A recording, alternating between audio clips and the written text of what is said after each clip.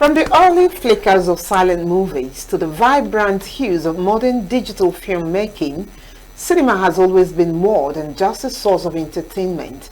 It is a powerful medium that captures the essence of our times, portraying the complexities of human emotions and the nuances of cultural diversity. Films, from blockbusters to indie gems, offer a unique lens into different societies, providing not only a window into other cultures, but also a mirror reflecting our own. Cinema transcends borders, facilitates cross-cultural dialogues, and continues to evolve in a globalized world. Our conversation shall center on film production and societal orientation. Izu OKAFOR, a filmmaker, a social entrepreneur, and the convener IMOIF Creative and Film Festival, will be speaking to us on the subject matter. Izu, you're welcome to Signature Evening. Thank you. And I hope it's IMOIF. Yes, it's all right. Okay. Right. Filmmaking, it has actually evolved. We've been on this for a while. In fact, I grew up and was lucky to join what eventually became Nollywood. Wow. Before then, it was stage dramas, waiting for theater. NTA at 4 p.m. to resume, Yes. and we saw drama, a lot of Drama. sitcoms and the likes, but over time it evolved. I don't know how it is for you. I just shared my own experience about Nigerian film industry. Okay, I think I grew up here. I was born here in Enugu, so I grew up here. So growing up, I remember seeing all those big buses, location buses. I remember seeing Ramsey Noah, Akiambo. Right here in Enugu. Yes, right here in those buses, and they were going to locations to film. And I didn't at that point in my life that I was going to be a filmmaker. There was nothing in my life that was pointing towards filmmaking or was saying, oh, maybe you're going to be... No interest at all? No, there was not. Like, if you want to be a filmmaker, what do you go to school to study? Theater arts. Theater and film studies. Okay, right now. Is there any film study anywhere in Nigeria? They have movie schools. Currently now, I think there is theater and film studies. But before, it was just theater. Like 10 years ago, there's nothing like film studies. So strictly stage performances. Stage, performance, dance, and the like. So people were taught how to act for the stage, not for the screen. So it was different, and so I didn't know. It was like, oh, film happened after my service here. I was trying to get a work, and it was a recommendation actually. Someone just told me, why not learn video editing? I think that was my ascent into the industry. Like, why not learn video editing? So I was like, okay, no problem, because I think. Now, how long ago was that? That was like not so long ago, 2021. Okay. 2021. So I've not been here for that long. Oh, okay. I've not been here for that long. I served in Adamawa. Okay, the story was this. I studied at Imo State University. I wrote JAM like 4 times. So it was like, you were trying to study aeronautic engineering, perhaps. No, I can just imagine why you were resistant to JAM. So I think the first at least Imo BK is something you should have just considered. I think that's the mistake we make in our educational system, that there is guidance counseling in school, and I don't know if they're actually doing the job to tell young people, okay, it's not in the line to go. It's not, because at first I wanted to. I think at first in my junior secondary I wanted to be an accountant. In my senior secondary I had to change. I think I was thinking towards computer engineering, computer. Yeah, and it's a serious deviation. Yeah, then in SS3, JAM form, I now wanted to study radiography. Of all courses. Yeah, because it was exciting at that time. Nobody was doing radiography. It felt, oh, this is something new. So it's going to be a radiographer. It makes sense. It sounded, I'm sure that's what happens to every young people out there. What makes sense for your pair and what sounds good to you? You guys are like, okay, why not let me do this? So I think that's what happens, because I don't think 15 years. But I hope you didn't mix that up, radiography. I hope you didn't connect it to media. Okay, unfortunately, I didn't actually study radiography. Okay, but at the time, was that what you were thinking, or no? I wasn't thinking. I was thinking it was about just novel for you. The medical profession, and it's enterprise. Everyone wants to be part of the medical profession. Okay. So it felt really interesting, but then not being a doctor made more sense. But you could still be in the medical profession and specialize in those X-ray stuff and Wearing radiation. lab coat and all. Yes, so it's Just before. He's still on. Okay, he's still on. Okay, don't worry, finish. so okay. What happened was I got animal and environmental biology. And to God, that must be UNM. No. I've never heard of that course before. Imo State University. Okay. I've never ever in my life. I saw it on the. I saw my name. I was looking for my name because I finally applied for geography. Okay. Finally, because after JAM from radiography. It's a long story. So, like, why you started this narrative? I need to explain this guidance and counselors gap. Yeah, there is. I think there's a huge gap there. So, I applied for geography and environmental management. That was my last JAM. Before then, that particular JAM that year, I chose Michael Obara University because instead I wanted to leave Enugu. Where is that? Abia State? Yeah, it's Umudike. Okay. So when the JAM cutoff mark came out, I was like, oh, I got up to, was it 197? It was enough for, I think it was cutoff was 180. I was like, okay, interesting. But then my uncle told me then, why not IMSU? Why don't you want to go to Imo State? I've never been to Owerri all my life prior to 2014.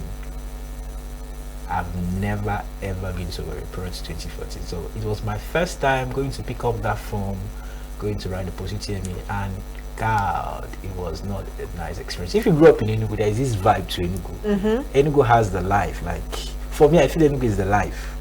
Okay. So, but when you are coming to Owerri, can imagine, anytime, like my first day in school, I was telling someone, my first day in school, every weekend, Fridays, immediately after classes, I enter the nearest bus back to Enugu. Oh. Monday morning, I'm back to I thought Owerri was such a bubbling state. Comparatively. Yeah, Owerri is actually bubbling. It's bubbling. For people that, you know, where you are used to, Enugu is more like a comfort zone for me. Okay. So I'm used to Enugu. And then Imo State University at that time was not anything like UNEC or ISUT or IMT. It was looking, at that time, at 2013, 2014, it was nothing, it was not interesting. It was looking something else, like, I don't know. So, but now it's upgraded. Like, I don't want to shock you, but I live in Owerri now. Oh? Yes. Eventually, I live in Owerri. I live in Owerri now. I do films in Owerri now. So, I think that's what gave rise to all this. Marcusly. Okay, just before you dived into your story, you mentioned that theater arts always prepares you for mostly stage productions and not the movie production when acting. Is there the transition from stage to film? Would you say it's better to transition from stage to film or to just dive right into film? Because I feel maybe it gives you a certain grounding, doesn't it? Yeah, it gives you a certain ground. It actually gives you a certain ground. But because of I wouldn't blame the educational system in Nigeria. It's, oh, you want to study this, oh yeah, focus on this. Now keeps you around that box of what you want to study. Right now, I don't even know if they're teaching content creation in school. Content creation is now big. Maybe it's infused in one of the courses. It could be, maybe it could be part of the courses or modules or part of a particular course, but it's big now. So, but theater arts right now, I think it's now getting that. Like I said, 10 years ago, I don't know if there was theater arts and film studies in any school. What I know was theater arts. Okay. I think some years back it's now getting to film studies, and now they're now understanding them. Like there's been always the media part in theater arts, but film is not. I'm not so sure. There is a study. There is currently film studies, like a study of film, but the practical aspect, the production. I don't think any theater artist can actually produce a film as at 20 years ago. As at 20 years ago. Yes. I don't think any theater artist can actually produce a movie. But the narrative has changed today. Yes. Okay, in recent years there's been a push for more inclusivity. I don't know if because we're talking about the transition from stage Yeah. to the screen. And so I don't know if there are significant barriers that still exist, you know, between those two. And how do you think filmmakers, I don't know if today's filmmaker can handle both screen and stage. Okay, so truth be told, theater is a world of its own. Most filmmakers can never handle theater. If you don't study theater, you can't. You can't. It's different. And film, to an extent, you get, like, let's say you learn stage acting, you just need to be pointed out for you to know how to do it. In stage, it's your voice. You need to show. Project. Yeah, it's project. But for stage, for screen, you're acting for the camera. There's an audience, right? So you need to accommodate whatever you're going to do. It's more like an internalization of your emotions and trying to express it for the camera, not for the crowd. In stage, that's why in stage you see people demonstrate and all those kind of things, and it makes sense. They exaggerate Yes. actions. But then in film, you can't do that. It loses the essence of film. Film brings life, the way we live. You know, when you do stage shows us what we want to see. It's like the Roman circus, like it's entertainment, but then from the point of view of, oh, what I want to see. But film is, oh, this is how I live. That's why when you watch a film, you connect to the film. You can be able to be emotional about a film as much as you can be emotional about the entertainment that's here. But film it's like a journey that sucks you in, and then you just stay there and you feel whatever the actor is feeling because they were able to take you through that experience. So how would you say film shapes public perception of societal issues like racism, climate change, inequality, and the rest of it? Okay, I think filmmakers have actually done a lot. But I wouldn't. Yes. Like there's this particular film, Dry. Yeah, it was made by Stephanie. Okay. So I think it focused on female genital FGM, female genital mutilation, and as a film, I believe in film for social change. Like film has to be a tool that we could use to drive social change.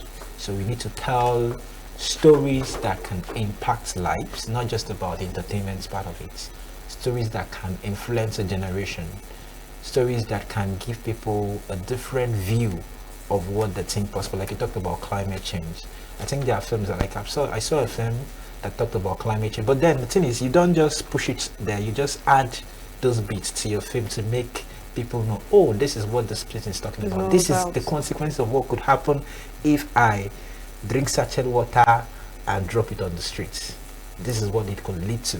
You sure if you could, through motion picture, just create something that shows the after effect of whatever, because people don't know that, oh, a single set of water could cause harm if it gets to the sea. Like if it mistakenly travels from water, carries it, gets to any water body, it could kill a fish, and we don't even care. So, but then through film as a tool, people could be able to tell the stories and then point towards that particular aspect of our culture. You know, as Nollywood was coming up over the years, apart from the too much romance that was played, you know, when you mentioned Ramsey Noah, the only thing I can remember was all the love stories told around him and either Genevieve and that man that always says, darling. Yes, from the romance, too much romance that played that made us to forget about the Indian films. There was too much rituals. Oh. Something that I could tag misconception.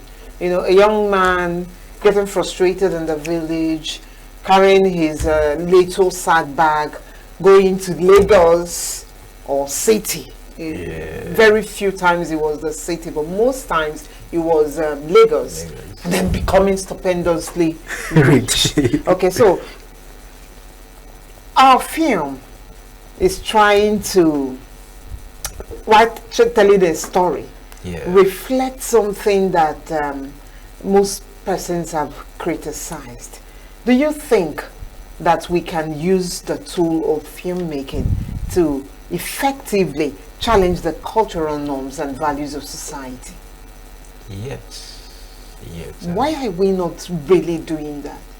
Because filmmakers are first entrepreneurs, they are business people. Right. Makes more sense. I should have first, known. because who is paying you to do what you're doing? You want to sell a market at the end of the day, because you remember why you have so much knowledge about Ramsey Noah's film being love films is this. Oh, they sold us in a film. He acted as the love interest of somebody, and it sold, and people like it, maybe Omotala or Genevieve or Stephanie or somebody. The market will be like, oh, female Agafia. Oh. So what next? Let's use him again. Let's stereotype another love story. Let's use it again. So until we find another Ramsey Noah wannabe that we could use, so let's be using him to make the money, because this is the market. So filmmakers at that point, I think filmmakers in Nigeria first grew from businessmen, marketers. It's now that though we had creatives, but creatives don't get the funding. Sadly, creatives are the ones that they pay so much attention to detail, and they want to make film, cinema. They're not about the cut and join.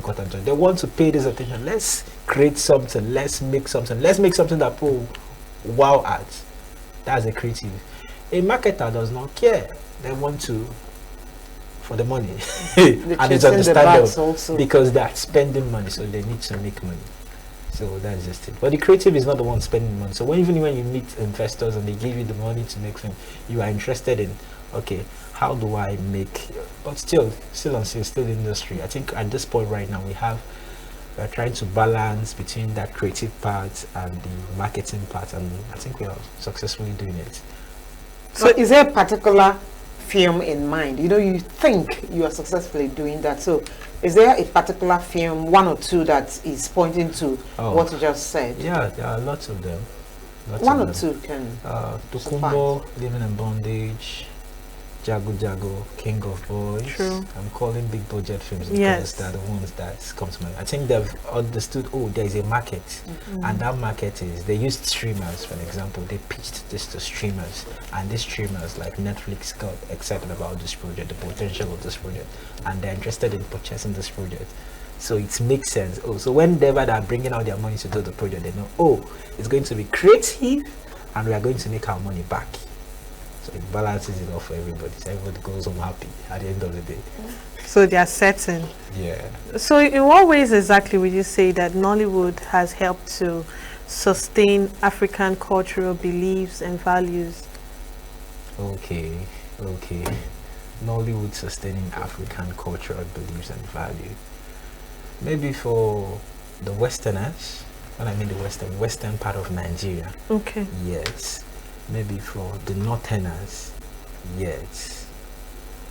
Why I said Westerners, Western part of Nigeria, is you can comfortably think about a Yoruba film now. Like, I can give you 5 minutes, you can comfortably write down 5 big budget Yoruba films right now that you've seen, and they show the Yoruba culture, and they show their culture and tradition. You can maybe think of an Hausa one, even though they're not really popular into film, but they have their stars, Adam Zango and the rest, and they know these guys. They show them their culture. But for the Igbo businessman, for the Southerners, we are all about it's business. So whatever is working at per given time, we dive into it. So I don't think we've touched a bit of the Igbo culture in film. But what areas are still missing? Have you seen a film about UG? I think the only thing we saw in film growing up was August Meeting.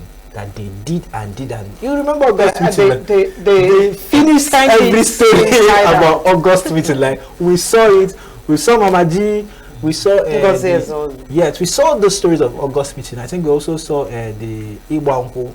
Yes. Even though they didn't show us the cultural aspect of Iwanko, but we saw those bits. But we've not seen Iriji. There are things that are particular to, as much as the Igbo is a tribe, there are different states, there are different communities. Each community has something they're known for.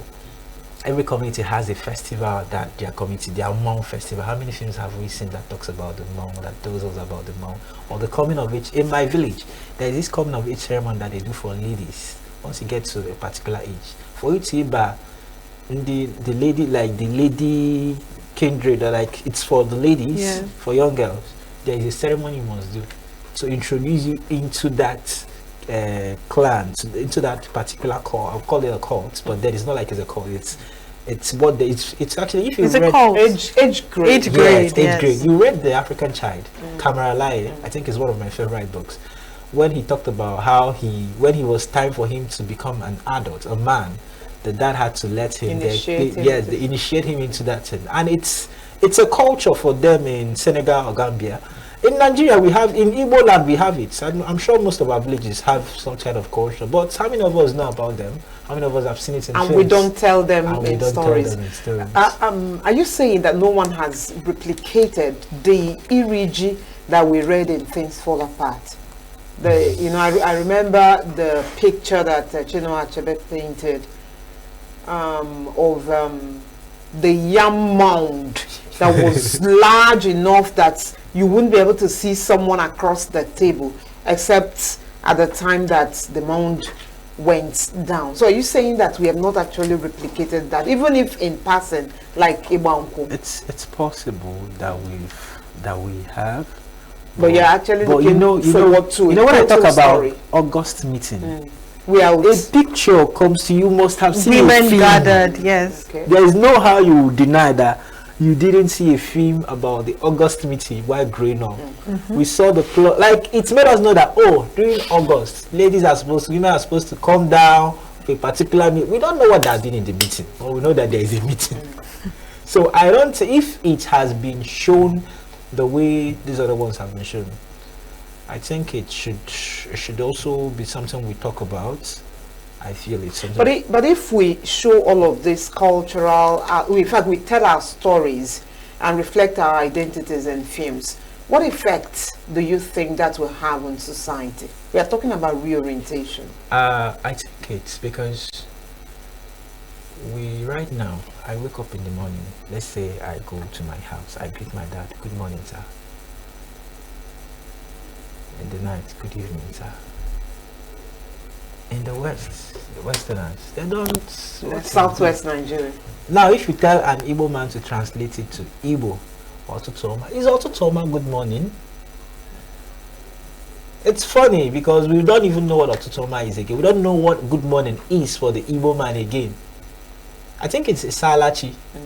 That's what you're supposed to tell someone in the morning. And we've lost this. We are losing bits and bits and bits. But maybe next 10 years, we don't even know what Mars. Many people don't use Mars again. If you call someone Mars, we like Kayena Bomifa. We are now sticking to the ones that we commonly use. Our culture. It's true films that we tend to, because there is a film you see. Believe me, there's a film you see, and you see something that someone does in that film, or particular thing they call, and be like, oh, what is this? Let me go and check. Google is always our friend. We go and check. Oh, so this is what this is. Like the film Apocalypse. The guy created an entire language for film. If you've seen Apocalypse, he created an entire language for film, a language that has never been existent. The same guy that shot The Passion of Christ is one that made Apocalypse. It's a very beautiful story. It's a story I watched, and I don't know, but I know it talked about the South American, the Aztecs, AZTEC, so it's called Maya culture. So it told their story to an extent, and then it infused different languages into it. The same way CJ Obasi did with Mami Water, told a story about some parts of West Africa that we don't even know. So I feel like, as Igbo people, I feel as the film has this roots that if we don't tell our stories, if we don't tell it, we'll be losing them day by day. Like, we need to, as much as, like, I tell stories from a personal point of view, things that I faced while growing up, challenges I faced, things I've experienced, things that have happened to me, things that have happened to my friend. Like recently I shot a film called Kachizo. This is a short film. It's about a story of kidnap. It happened to my friend and my younger sister and some other people I know. I was like, oh, what do I need to do? Because this is where it comes to me now. What can I do? The best thing I could do is just to shoot a film, make a film about it. So people say, oh, this is what happens. It's not yet out, it's still on film festivals and all, so it's a short film. So, but then that is what I feel a filmmaker should do. Okay, so talking about streaming platforms, so to what extent does streaming platforms like Netflix and the rest of them democratize access to social transformative films? Mm, I think the truth is this: the international community, the global community, cares so much about our stories more than we care about them. Oh, really? Yeah. You can't be more American than the American man. You can't come and be Absolutely. speaking. Yeah, I gonna what? What? Like, are you going to be more American than No, them? you can never. There is no how our leagues, our football leagues, could get as big as the Foreign leagues. yes, UK, England, where it started, as an example. It can't get as big. I don't know that it can get big, but if it gets big, it's going to be within our own circle. It's like when I talk about Hollywood. Hollywood is like this. Hollywood is them to the world. That's it. A Hollywood film comes out, a big Hollywood studio film comes out. They are distributing the film to the entire world, to China, to any country that has access to Hollywood. What I mean access, like show their films. It's showing in our cinemas. That's why you go to cinema, you see, oh, this Hollywood film is showing. Go to Tokyo, go to Hollywood, go to America. How many of our films do we distribute to our cinema and it's showing there? We're already losing. It's called one not like this. Because we can't show them our films. But they through show the us theater. their films. But we lobby to want to see their films. Like during the vogue of the Indian films, India took over the whole space. Everybody was Jamina and the rest of them, they took over the space with their music, their film and everything, and it was at that point they were winning the world because they had access to, but we can't do that. That's why to us it's the TV culture that came into play that helped us start telling our stories to TV drama. So now with Netflix, with the streaming platform, we have access to a global community. We can show our films, we can make them here, and it goes global. Like even with YouTube also, it works on YouTube. But YouTube is limited. It depends on your fan base, your subscribers. Oh, really? But YouTube, Netflix is, as far as Netflix is on anybody's phone, they'll just go, oh, what film is showing on Netflix? Tell them, go search this film on Netflix. They'll just go search it on And Netflix. it's always there. And it's there. But YouTube, you will see a lot of junk, whatnot. Or you have to go to subscribe to that person's channel before you now have access to their content or whatnot. But then with the streamers, their Prime Videos, the Netflix, the Apple TV, you just go and you see, and it's there and it's global. We shall return to the new media, but there's something I'd like us to talk about, and that's sensitive stories. Okay. In trying to keep up with or navigate your ethical values in film production, I don't know if there are dilemmas while you are trying to live up to responsibility towards your audience, but how should controversial issues be tackled during filmmaking?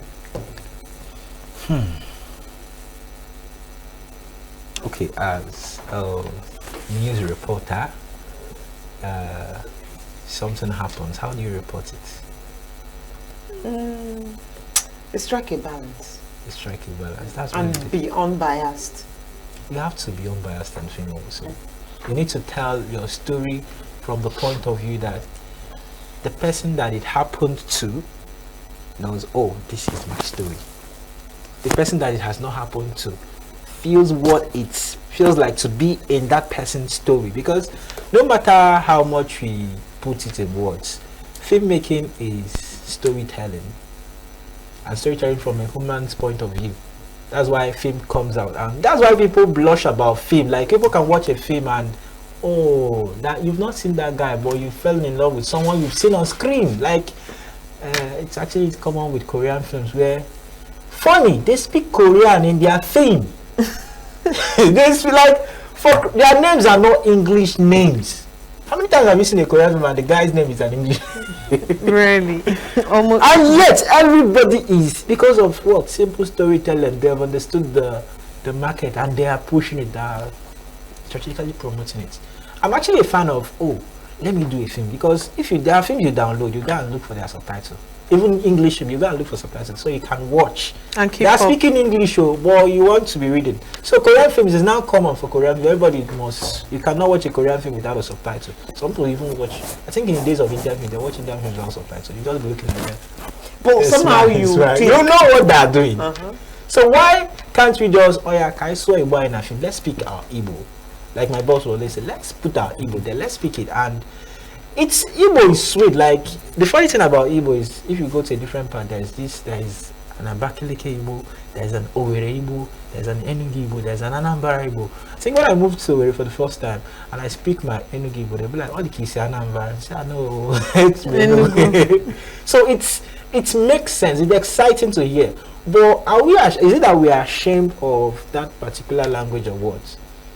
So I think we need to, as much as we need to strike a balance around all those things, but then we should tell our stories the best way we can. which controversial story do you really admire in film? I think I've not seen the Black Book. So I've not seen the Black Book. Is it a Nigerian It's production? a Nigerian film. Oh, really? I think it was his director's debut. But I read about films before I even watched them. Okay. I read the synopsis, understand what the story is trying to tell, because film for me is an immersive experience. I have to be in a mental mood to watch. I don't just bring watch. It's not entertainment to you, right? Yeah, I could do it for entertainment, Okay. but particular films, I have to be in the mood. I have to immerse myself in that mood, or find a way to put because I'm coming here to learn. For me, film is a learning experience. Every film I see is an opportunity for me to learn something, because I'm a filmmaker and these guys are filmmakers, so they have something that I need to learn from them. So I'm always, oh wow, interesting, wow, this is how this actor approached this is how they did it. Oh, it's an interesting experience for me. Like, I have a lot of shows I can binge watch. Like, I have a particular show that I've watched over 10 times. When I say a show, it's not 1 hour 30 minutes film, it's over 20 hours. It's a series. I think I call it my favorite series. It's called The OC. It's not that popular. The OC. It was, I think what connected me to the story is the writer at that point, he was just 23 or so. So he just wrote something, pitched it to studios. There's actually a story about him, his growing up days in New York before moving to California, trying to balance life and all. So it's a story about him that he was, and that, like, what excited me is, oh, this guy is young. He was able to understand, oh, I can tell a story about my life. And the story is interesting because people forget it. That's why we sit down and watch Big Brother Night. What I watch, they're not even telling me their story. Their life in the street is more exciting than what they do in the house. But people will sit down I've been watching. So people's stories are what makes every film you've seen are actually people's stories. From the best films you've seen. Okay. So how does censorship particularly affects the ability of films to challenge social norms and promote reorientation? Okay, censors board, like, in censorship helps a lot because there are certain things the government might be, because every country, every nation has a governing body, has a body that decide what goes.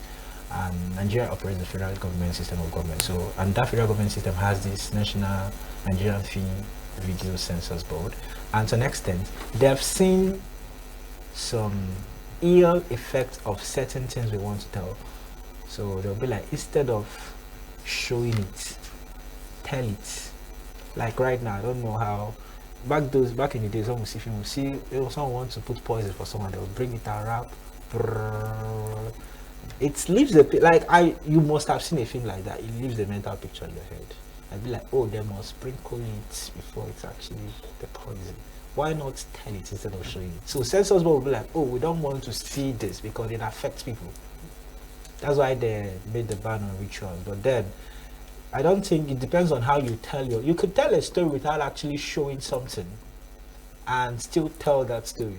You can tell it without actually showing, oh, they killed. You've seen a film where they wanted to kill somebody, they just move camera, move head. Yes. Let's see here, head is on the ground. It goes. It's storytelling. You don't need to give all you the don't gory need to pictures. show all the goriness of the whole process. It's not a horror film now, unless you're doing a horror film. Okay. And we did quite a lot of that Yes. back in the day. Okay, let's look at the social media. You know, when you were talking about streaming and YouTube and all of those, I said we're going to get back to that. Now that we have social media platforms and we have a lot of these films, like you rightly pointed out, shown there. We watch quite a number of these films on some platforms, on some people's channels. Do these platforms aid in societal reorientation or dilute the message of the film? Which one does it do? To an extent, I actually feel most platforms are. Every platform wants to make money. That's the primary aim. I think some people might want to make impact, or some people might want to make impact and just without wanting impact. Like growing up in the days, we watched the Mount Zion films. So we had a picture of Mount Zion films growing up. Shawu, the gods are created, the gods are dead, and all the rest of those kind of films. They gave us this insight of God being who God is from Supreme. their point of view. So everybody's film is coming from that person's point of view. So that's what, at the end of the day, the streamers, the person that is pushing the film out there, it's always their POV. They are showing you their POV. So whatever POV they show us to an extent, it's what they want us to see. It's what they want us to see. That's what they're always showing us. So it's now for us to, but now there are a lot of people that have access to phones, TV remotes that are not up to a particular age that could just go back and start watching what they're not supposed to watch.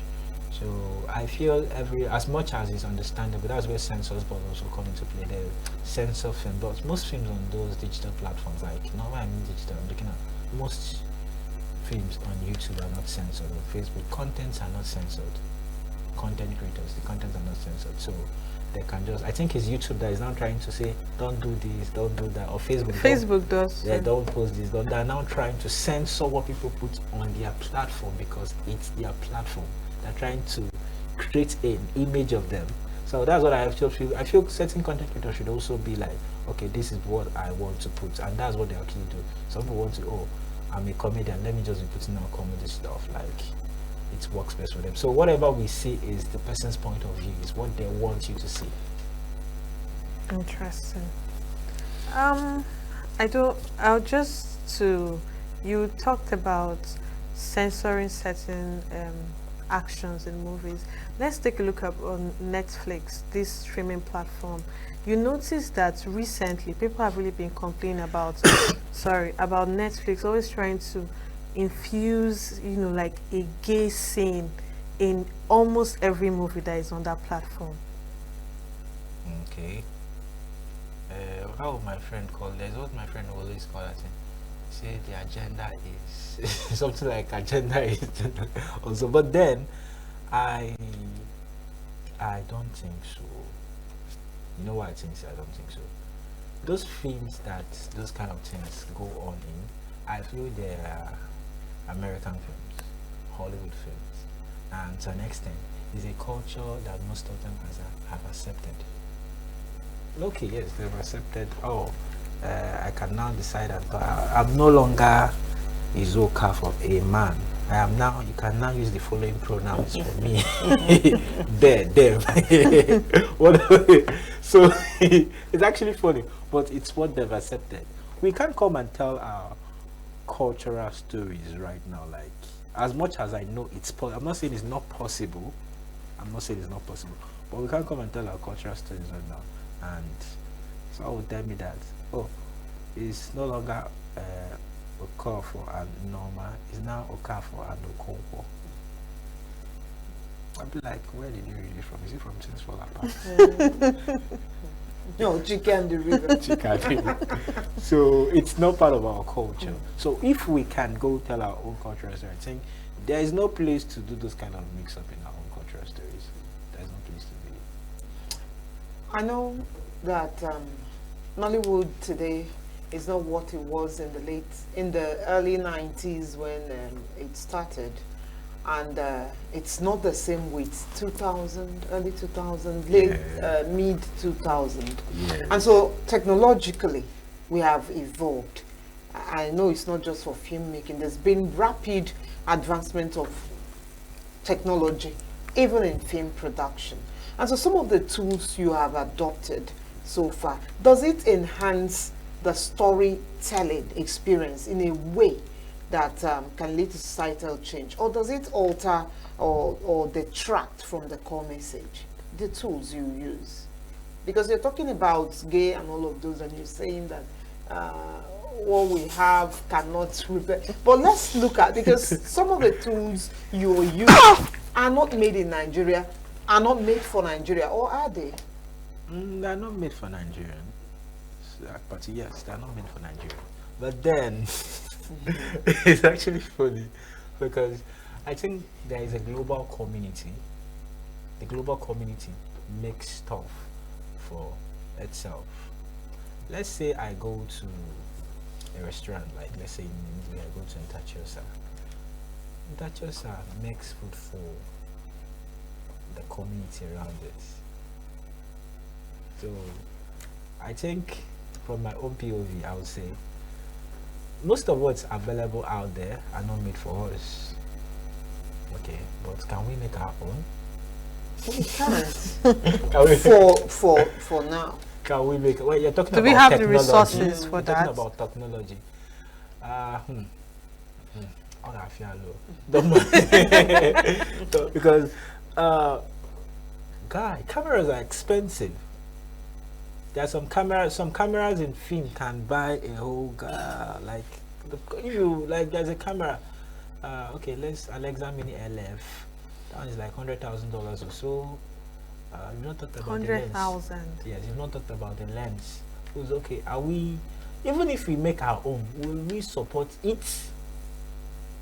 Because will we patronize it? we'll still go and buy foreign. Yeah, to increase. So I still prefer, let's keep using what we used to, because no man would go out of their way to invent that camera and someone will come and be telling you that because the camera is actually made for the black skin.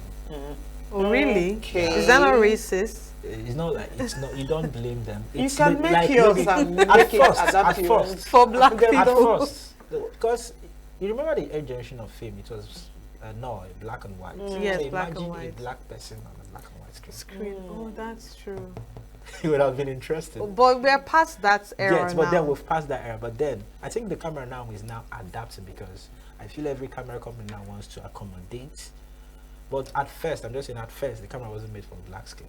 So right now, I think the camera technology are now being sensitive to the tone of our skin and trying to understand, it's not just Caucasian, there is Negroes, there are those Indians, there are different other kind of colors out there. There's even the red people out there. So Yes, why there are not red people. make a camera that can, with few settings, you can accommodate all this. It gives them better market too. So that's why I think the camera has upgraded than before. As about Nollywood films, let's talk about Nollywood.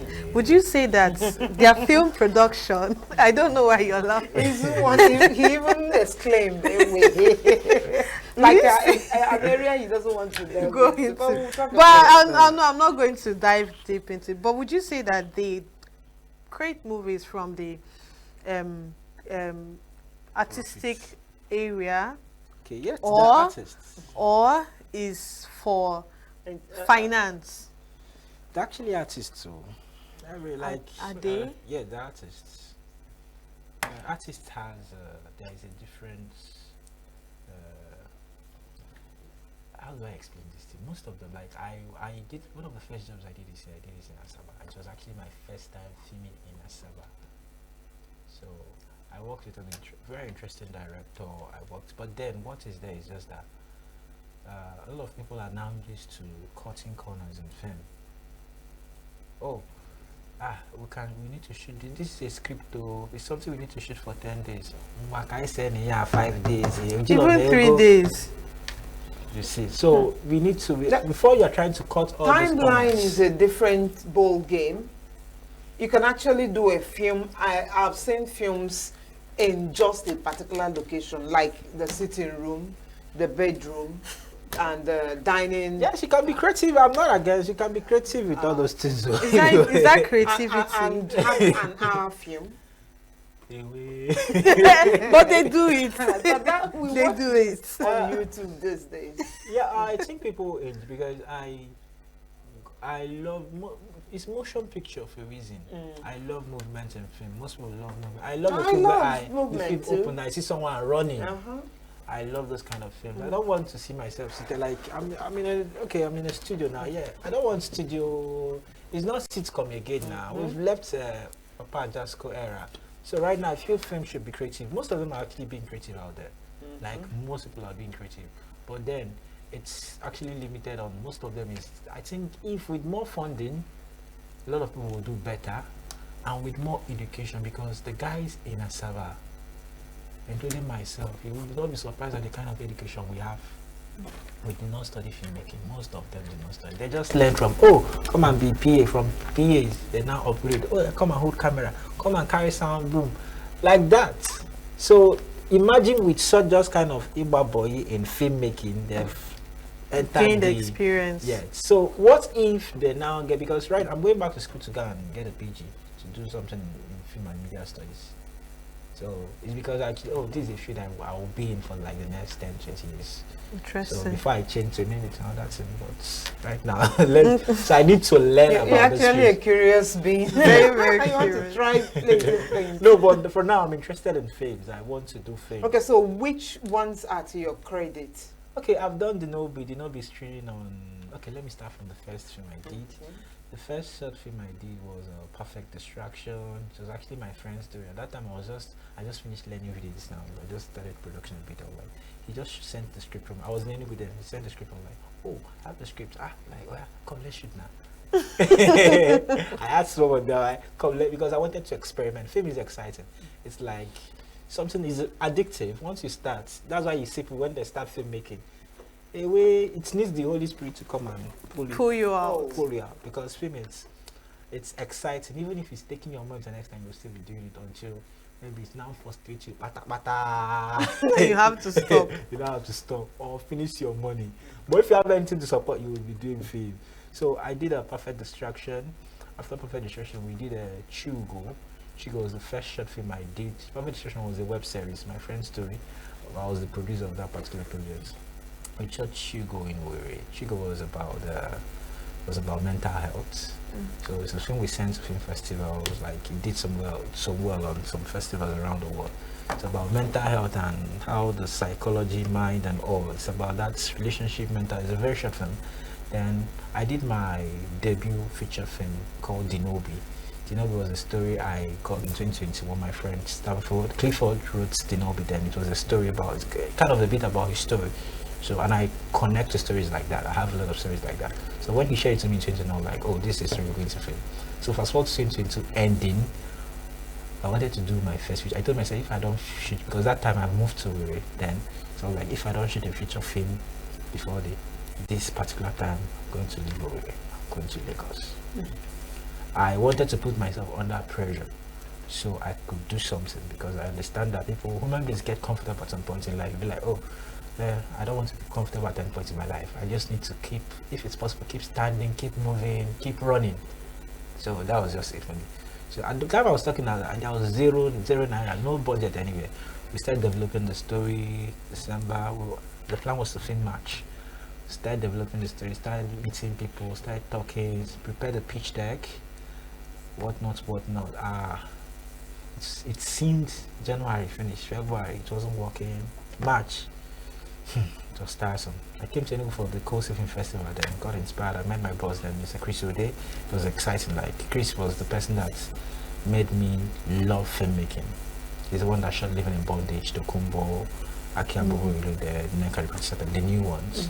So he made me love filmmaking the more. He's someone that anytime I get discouraged, I'll just go and listen to him. But these days I don't get discouraged again. I'm used to discouragement. Discouragement, we are like neighbors, so we roll.